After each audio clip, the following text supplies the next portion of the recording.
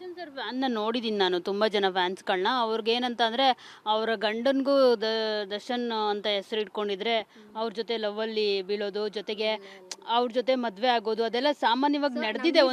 ಒಂದಿಬ್ರು ಸ್ಟೋರಿನಲ್ಲಿ ಆ ಥರ ನಡೆದಿದೆ. ಅಂದರೆ ಗಂಡನೂ ದರ್ಶನ್ ಅವ್ರ ಫ್ಯಾನೇ ಇರ್ತಾರೆ, ಹೆಂಡತಿನೂ ದರ್ಶನ್ ಅವ್ರ ಫ್ಯಾನೇ ಇರ್ತಾರೆ. ಆ ಥರದ್ದು ಇನ್ಸಿಡೆಂಟ್ಗಳೆಲ್ಲ ನಡೆದಿದೆ. ಸೊ ನಿಮ್ದಂತೂ ನಮ್ಮದೇನು ಅಂತ ಅಂದರೆ ಇವನ ಹೆಸರು ದರ್ಶನ್ ಅಂತ ನನಗೆ ಗೊತ್ತಿಲ್ಲ, ನನ್ನ ಹೆಸರು ವಿಜಯಲಕ್ಷ್ಮಿ ಅಂತ ಅವನಿಗೆ ಗೊತ್ತಿಲ್ಲ. ಅವ್ರ ಮನೇಲೆಲ್ಲ ಕರೆಯೋದು ಧನು ಅಂತ, ನನ್ನ ಕರೆಯೋದೆಲ್ಲ ಮಾನ್ಯ ಅಂತ.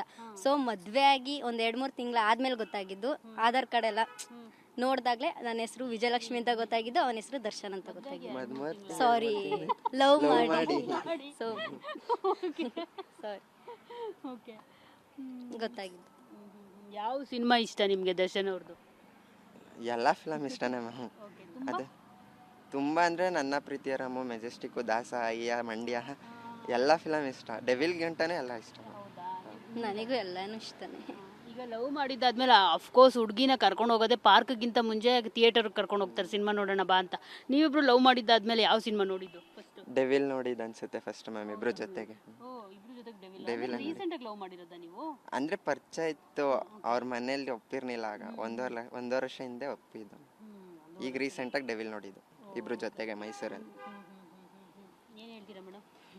ತುಂಬಾನೇ ಖುಷಿ ಆಗ್ತಿದೆ, ಆದ್ರೆ ಬೇಜಾರಂತೂ ಆಗ್ತಿದೆ. ಓಕೆ, ಅವತ್ತು ಈಗ ದರ್ಶನ್ ಸರ್ ಇಲ್ಲಿಲ್ಲ ಸದ್ಯಕ್ಕೆ, ಗೊತ್ತು ನಿಮ್ಗೂ ಏನಾಗಿದೆ ಅಂತ ಹೇಳ್ಬಿಟ್ಟು. ಸೊ ಎಷ್ಟು ಬೇಜಾರಾಯಿತು ಆಸ್ ಎ ಅಭಿಮಾನಿಗಳಾಗಿ ನಿಮಗೆ? ಮ್ಯಾಮ್ ನಾನು 2 ದಿನ ಊಟನೇ ಬಿಟ್ಬಿಟ್ಟಿದ್ದೆ.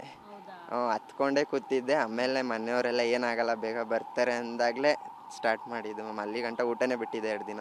ಕೆಲಸದಲ್ಲಿದ್ದೆ. ಆ ಟೈಮಲ್ಲಿ ನಂಗೆ ಗೊತ್ತಾಗಿದ್ದು ನ್ಯೂಸು, ಈ ಥರ ಹೋಗಿದ್ದಾರೆ ಒಳಗಡೆ ಅಂತ.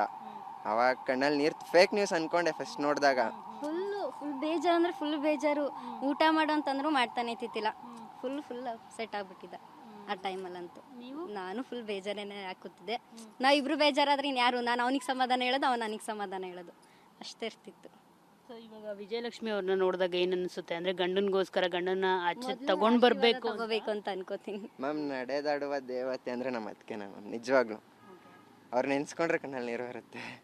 ಈಗ ದರ್ಶನ್ ಅವ್ರ ಲೈಫ್ಗೆ ವಿಜಯಲಕ್ಷ್ಮಿ ಅವರು ವಿಜಯ ಆಗಿನೂ ಬಂದ್ರು, ಲಕ್ಷ್ಮಿ ಆಗಿನೂ ಬಂದ್ರು. ಯಾಕಂದ್ರೆ ವಿಜಯಲಕ್ಷ್ಮಿ ಅವ್ರು ಬಂದ್ಮೇಲೆನೆ ಅವ್ರಿಗೆ ಲಕ್ಕು ಕಿಕ್ ಆಗಿದ್ದು ಸ್ಯಾಂಡಲ್ವುಡ್ ಅಲ್ಲಿ. ಇವಾಗ ನಿಮ್ಮ ವೈಫು ವಿಜಯಲಕ್ಷ್ಮಿ, ಸೊ ನಿಮ್ಮ ಲೈಫ್ಗೆ ಎಷ್ಟು ಲಕ್ ಅಂತ ಭಾವಿಸ್ತೀರಾ ನೀವು? ಲಕ್ಕಿ ಅಂತ ಅನ್ಕೊಂತೀನಿ ಮ್ಯಾಮ್. ನಮ್ಮ ಅದಕ್ಕೆ ತರಾನೇ ಇದ್ರೆ ಸಾಕು ಅಂತ ಕೇಳ್ಕೊಂತೀನಿ. ಅಂದ್ರೆ ಯಾವ ತರ? ಈಗ ಅವ್ರು ಇದಾರಲ್ಲ ಸರಳತೆ, ಆ ಥರ ಇದ್ರೆ ಸಾಕು. ಏನೇ ಬಂದ್ರು ಬಿಡ್ಕೊಡ್ಬಾರ್ದು. ಮೇಡಮ್ ಹೇಳಿ. ಓಕೆ, ಇವಾಗ ವಿಜಯಲಕ್ಷ್ಮಿ ಅವರ ಒಂದು ಗುಣದಲ್ಲಿ ನಿಮಗೆ ಇಷ್ಟವಾಗಿದ್ದಂಥದ್ದು ಯಾವುದು? ಬಿಕಾಸ್ ಗಂಡ ಹೆಂಡತಿ ಅಂದರೆ ಜಗಳ ಕಾಮನ್ನು, ಆದರೂ ಕೂಡ ಅವ್ರ ಗಂಡನ ಬಿಟ್ಕೊಟ್ಟಿಲ್ಲ ಇವತ್ತಿನವರೆಗೂ ಸಹ. ಸೊ ನಿಮಗೆ ಯಾವ ಗುಣ ಇಷ್ಟ ಅವರಲ್ಲಿ ಅಂತ? ಎಲ್ಲ ಗುಣನೂ ಇಷ್ಟ. ಅವ್ರು ತಪ್ಪೇ ಮಾಡಲ್ಲ, ಅಲ್ಲೆಲ್ಲ ಒಳ್ಳೇದೇ ಮಾಡ್ತಾರಲ್ಲ, ನಂಗೆ ತುಂಬಾನೇ ಇಷ್ಟ ಅವ್ರ ಕಂಡ್ರೆ. ನಿಮಗೆ ಸರ್? ಅದೇ ಮ್ಯಾಮ್, ಎಲ್ಲದಕ್ಕೂ ಸಪೋರ್ಟಿವ್ ಆಗಿರ್ತಾರೆ. ಅವ್ರು ಒಳ್ಳೇದು ಮಾಡಲಿ ಕೆಟ್ಟದ್ದು ಮಾಡಲಿ. ಬಟ್ ಈ ಸತಿ ಏನೋ ಆಗೋಗ್ಬಿಟ್ಟೈತೆ.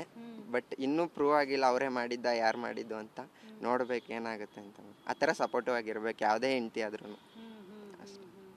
ಈಗ ನಿಮ್ಮ ಮನೇಲೆಲ್ಲ ಏನು ಹೇಳಿದ್ರು? ಇವಾಗ ದರ್ಶನ್ ಅವ್ರ ಫೋಟೋ ಇಟ್ಕೊಂಡು ನಾವು ಅವ್ರ ಮುಂದೆ ಮದುವೆ ಆಗ್ತೀವಿ ಅಂದಾಗ, ಮತ್ತೆ ಮನೆಗೆ ಹೋಗ್ತೀವಿ ಅಂದಾಗ ಏನು ಹೇಳಿದ್ರು? ಅವರು ಎಲ್ಲ ಸಪೋರ್ಟ್ ಮಾಡಿದ್ರು. ಅವರು ಬಂದಿದ್ರು, ಜಸ್ಟ್ ಅವ್ರು ಕಾರಲ್ಲಿ ಕೂತ್ಬಿಟ್ಟಿದ್ರು. ಅವ್ರು ಫುಲ್ ಟಯರ್ಡ್ ಆಗಿಬಿಟ್ಟಿದ್ರು. ಇಲ್ಲಿಂದ ಮೈಸೂರಿಗೆ ಬರಬೇಕಿತ್ತಲ್ಲ, ಫುಲ್ ಟಯರ್ಡ್ ಆಗಿ ಹೋಗಿ ನೀವೇ ಮಾಡ್ಕೊಂಡು ಬಂದಿರಿ ಅಂತ ಅಂದ್ಬಿಟ್ಟು ಅವ್ರು ಕಾರಲ್ಲಿ ಕೂತ್ಕೊಂಡು ಎಲ್ಲ ಮಾಡಿ. ಮನೆಯಲ್ಲೆಲ್ಲ ಏನು ಹೇಳಿಲ್ಲ? ದೇವಸ್ಥಾನಕ್ಕೆ ಹೋಗಿ ಫಸ್ಟು ಇಲ್ಲಿ ಯಾಕೆ ಬಂದಿದ್ದೀರಾ? ಇಲ್ಲ ಆ ಥರ ಏನು ಹೇಳಿಲ್ಲ. ಅಲ್ಲೇ ಮುಗಿಸ್ಕೊಂಡು ಬಂದಷ್ಟೇ ಮನೆ ಹತ್ರನೇ ಹೋಗಿದ್ದು. ಯಾಕೆ ಇಷ್ಟು ಅಭಿಮಾನ?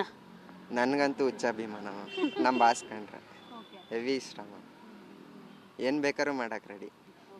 ಸೊ ನಿಮ್ಮ ಅವ್ರ ಸಿನಿಮಾಗಳಲ್ಲಿ, ದರ್ಶನ್ ಅವ್ರ ಸಿನಿಮಾಗಳಲ್ಲಿ ನಿಮ್ಮ ಹೆಂಡತಿಗೆ ಒಂದು ಹಾಡು ಡೆಡಿಕೇಟ್ ಮಾಡೋದಿದ್ರೆ ಯಾವ್ದು ಮಾಡ್ತೀರಾ ಅಂತ? ಮಾಡಕ್ಕೆ ಬರಲ್ಲ. ಹಾಡಕ್ಕೆ ಬರಲ್ಲ? ಹಾಡು ಅಂತ ಹೇಳಿ. ಹಾಡಕ್ಕೆ ಬರದೇ ಇದ್ರೆ ಈಗ ಟ್ರೆಂಡಿಂಗಲ್ಲಿ ಇರುತ್ತೆ ಕೆಲವೊಂದು ಸಾಂಗ್ಸು, ಅವ್ರ ಹಳೆ ಸಾಂಗ್ಸು. ನಿಮ್ಗೆ ಯಾವ ಸಾಂಗ್ ಇಷ್ಟ? ಪ್ರೀತಿ ನಿವೇದನೆ ಮಾಡೋದೇ ತುಂಬ ಜನ ಇದೆಯಲ್ರಿ. ಅದೇ ಇದು ಮರೆಯದ ಹಾಡು, ಮೌನಗಳೇ ಸಾಕ್ಷಿಗಳು.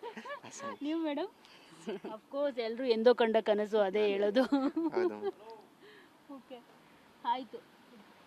ಓಕೆ ದೆನ್ ಸರ್, ಇನ್ನು ಕೊನೆಯದಾಗಿ ಏನು ಹೇಳ್ತೀರಿ? ಅಂದರೆ ಇವಾಗ ದರ್ಶನ್ ಅವ್ರ ಫ್ಯಾನ್ಸು, ನಿಮ್ಮ ವಿಡಿಯೋ ಎಲ್ಲ ಕಡೆ ವೈರಲ್ ಆಗ್ತಿದೆ, ಎಲ್ಲರೂ ಏನು ಹೇಳ್ತಿದ್ದಾರೆ, ನೀವೇನು ಹೇಳ್ತೀರಿ ಅಂತ? ಎಲ್ಲರೂ ಏನು ಹೇಳ್ತಿದ್ದಾರೆ ಅಂತಂದರೆ ಬಾಸ್ ಆಶೀರ್ವಾದ ಇದ್ದೇ ಇರುತ್ತೆ, ಹಂಗೆ ಡಿ ಬಾಸ್ ಅಭಿಮಾನಿಗಳ ಆಶೀರ್ವಾದ ಕೂಡ ಇರುತ್ತೆ. ಆದಷ್ಟು ಬೇಗ ಆಚೆ ಬರಲಿ ಅಂತ ಕೇಳ್ಕೊತೀನಿ ಮ್ಯಾಮ್. ಅದಕ್ಕಿಂತ ಮುಂಚೆ ನಮ್ಮ ಅದಕ್ಕೇನು ಒಂದು ಟೈಮ್ ಅವ್ರ ಆಶೀರ್ವಾದ ತಗೊಳ್ಳೋದೇ ನಮ್ಮಿಬ್ಬರ ಆಸೆ ಇದೆ ಮ್ಯಾಮ್, ಅಷ್ಟೇ ಕೋರಿಕೆ. ಖಂಡಿತ ಅದನ್ನೇ ಕರ್ಸ್ಕೊಟ್ರೆ ಎಷ್ಟು ಆಶೀರ್ವಾದ ತಗೊಂಡು ಹೋಗ್ತೀರಾ. ಕೊನೆಯದಾಗಿ ಏನು ಹೇಳ್ತೀರಾ? ಈಗ ಎಲ್ಲರೂ ಇಷ್ಟಪಡ್ತಿದ್ದಾರೆ ನಿಮಗೆ, ದರ್ಶನ್ ಫ್ಯಾನ್ ಬೇಸ್ ಏನಿದೆ ಅವರೆಲ್ಲರೂ ಇಷ್ಟಪಡ್ತಿದ್ದಾರೆ. ಅದರಲ್ಲೂ ಇನ್ನೂ ಕೆಲವ್ರಿಗೆ ಗೊತ್ತಿಲ್ಲ, ನಿಮ್ಮ ಹೆಸರು ವಿಜಯಲಕ್ಷ್ಮಿ, ನಿಮ್ಮ ಹೆಸರು ದರ್ಶನ್ ಅಂತ.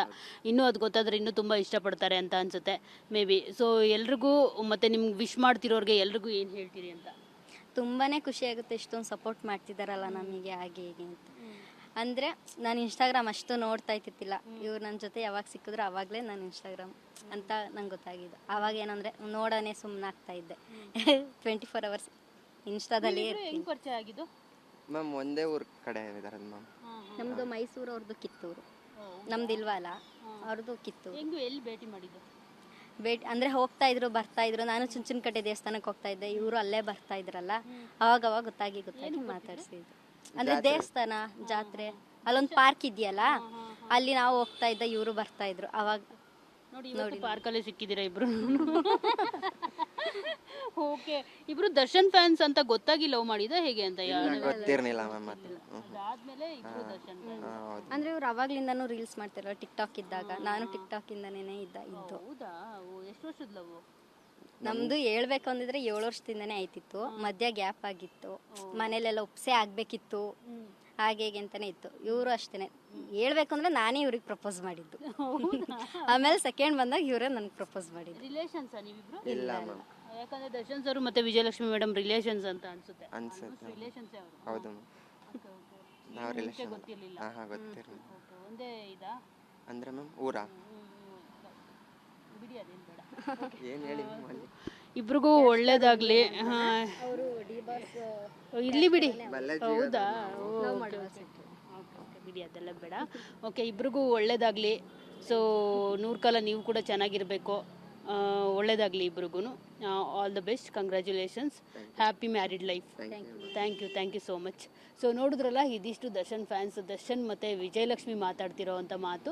ಸೊ ಇಬ್ಬರು ಸೀದಾ ಮದುವೆ ಆಗಿಬಿಟ್ಟು ದರ್ಶನ್ ಮನೆಯವ್ರ ಹತ್ರ ಹೋಗಿ ಆ ಮನೆಗೆ ಪೂಜೆ ಮಾಡಿ ಅಲ್ಲೇ ಅವ್ರಿದ್ದಾರೆ ಅಂತ ಅಂದ್ಕೊಂಡೆ ಅವ್ರ ಮುಂದೆನೇ ಅವ್ರ ಫೋಟೋ ಇಟ್ಕೊಂಡೆ ತಾಳಿ ಕಟ್ಟಿ ಅವ್ರ ಆಶೀರ್ವಾದವನ್ನು ತಗೊಂಡ್ಕೊಂಡಿರೋದು. ಸೊ ನೋವಾಗ್ತಿದೆ ಅವ್ರು ಇಲ್ಲದೆ ಇರೋದು. ಆದಷ್ಟು ಬೇಗ ಅವ್ರು ಆಚೆ ಬರಲಿ ಅನ್ನೋ ಒಂದು ಮಾತನ್ನು ಅವರಿಬ್ಬರು ಸತಿಪತಿಗಳು ಹೇಳ್ತಿರೋವಂಥದ್ದು. ಕ್ಯಾಮ್ರಾ ಪರ್ಸನ್ ರಮೇಶ್ ಜೊತೆ ಮಂಗಳರಾಜ್ ಗೋಪಾಲ್, ಟಿ.ವಿ. 9 ಬೆಂಗಳೂರು.